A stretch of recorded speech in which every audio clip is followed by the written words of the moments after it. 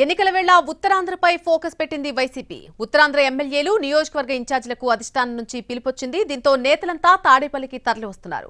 Uttarandhra regional coordinator YV సుబ్బారెడ్డితో Tadepalli camp ఆఫీసులో భేటీ కానున్నారు. ఎన్నికల్లో గెలుపు కోసం అనుసరించాల్సినటువంటి వ్యూహంపై దిశానిర్దేశం చేయనున్నారు పార్టీ పెద్దలు. ఎన్నికల నిర్వహణ, నియోజకవర్గంలో పరిస్థితులపై చర్చించనున్నారు. ఆ తర్వాత సీఎం జగన్తో కూడా ఉత్తరాంధ్ర నేతలు సమావేశమయ్యే అవకాశం కనిపిస్తోంది. ఇదే అంశానికి సంబంధించి పూర్తి అప్డేట్ మా ప్రతినిధి రాఘవేంద్ర లైవ్ లో అందిస్తారు. రాఘవేంద్ర,